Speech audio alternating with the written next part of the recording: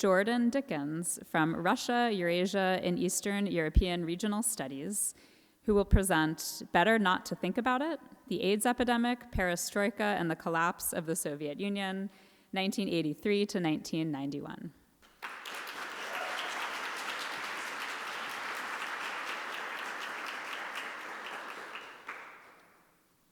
Is it better not to think about it?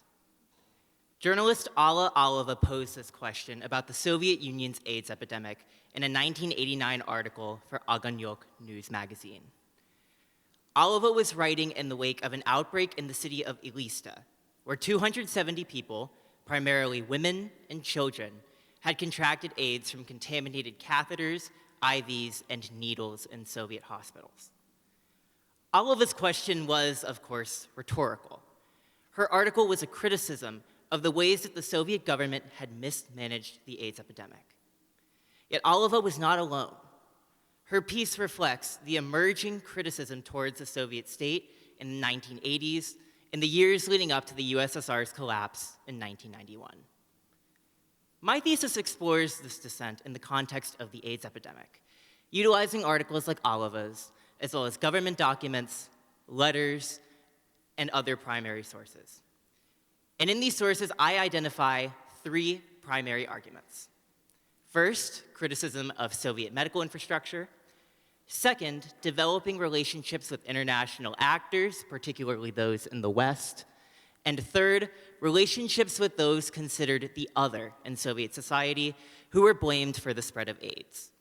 In context, this meant gay men, intravenous drug users, sex workers, and ethnic minorities.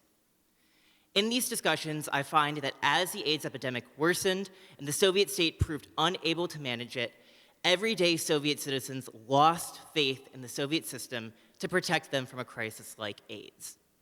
In one example, a 1989 beauty pageant sold all of their prizes to acquire currency to buy needles from the West because they believed that the Soviet government was unable to manufacture enough to prevent another outbreak like the one in Elista. I contended that AIDS was just one of several crises plaguing the USSR in the years before its collapse. Along with things like the Chernobyl disaster and hyperinflation, AIDS caused Soviet citizens to openly and loudly criticize the government for the first time. This is significant because in the field of history, few studies exist of the Soviet AIDS epidemic. Scholarship that does exist tends to focus on AIDS as solely a medical phenomenon. Yet by looking at the ways that everyday Soviet citizens were talking about AIDS, we are able to treat it as its own unique historical event worthy of further analysis. This contributes to our growing understanding of the global history of AIDS in places outside of the West. By looking at their articles and their diaries and their letters, I find that everyday Soviet citizens answered Alava's question. It was impossible not to think of the AIDS crisis. Thank you.